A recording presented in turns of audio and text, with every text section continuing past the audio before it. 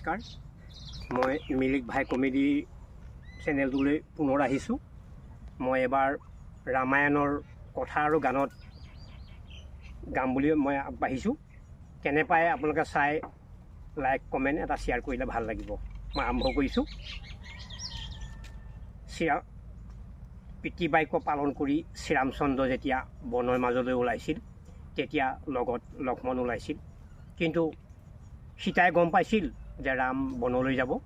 তেতিয়া সীতাই কান্দি কান্দি গাইছিল, ময়ো বনে যাওঁ স্বামী, ঐ স্বামী নকৰা নৈৰাস, তোমাৰ লগতে স্বামী খাটিম বন বাস হে, ময়ো বনে যাওঁ স্বামী। এই বুলি ৰাম লক্ষ্মণ সীতা তিনিওৱে বনলৈ বুলি আগমন হ'ল। তেতিয়া যাওঁতে বাটত গাইছিল, আগত যায় ৰামচন্দ্ৰ হয় চাহে হয়, তাৰ মাজত সীতা যায় হয় চাহে হয়, হাই হাই ঐ। তাৰ পিছত লক্ষ্মণ যায় ৰামৰ সাৰথি হৈ, বুলি আল্লাহ চাহে দৈ, যদি কৰা দৰিয়াৰ পাত। এই বুলি ৰাম লক্ষ্মণ সীতা তিনিওৱে বনত বাস কৰিছিল। ঠিক এদিন ৰাম আৰু সীতাই পানী আনিবলৈ গৈছিল।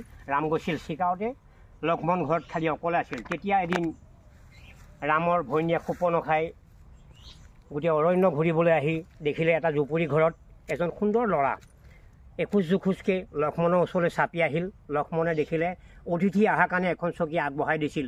তেতিয়া শূৰ্পণখাই বহি গাইছিল, আহাচোন নাহা কাষতে বহা, আহাচোন নাহা কাষতে বহা, কি বুলি মাতি মই জেউতি ঐ, কি বুলি মাতি মই সোণাইটি ঐ, যৌৱন গ'লে যা।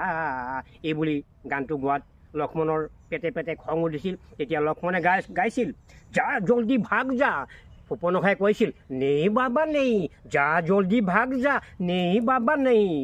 শূৰ্পণখাই যেতিয়া বহাৰ পৰা উঠি নগৈছিল, লক্ষ্মণৰ খঙতে লক্ষ্মণে হাতত ধনু আৰু কাঁড় লৈ এপাত কাঁড় মাৰি শূৰ্পণখাৰ নাক আৰু কাণ কাটিছিল। কান্দি কান্দি শূৰ্পণখাই ৰাৱণক গৈ লংকাত ৰাৱণক কৈছিল, দাদা অৰণ্যৰ মাজত এজন ল'ৰাই মোক এয়া নাক কাণ কাটি পঠাইছিল। ৰাৱণৰ খং উঠিছিল, মোৰ ভনীক কোনে এনেকুৱা অত্যাচাৰ কৰিলে। এই বুলি ৰামৰ থকা অৰণ্যলৈ ৰাৱণ আহিছিল।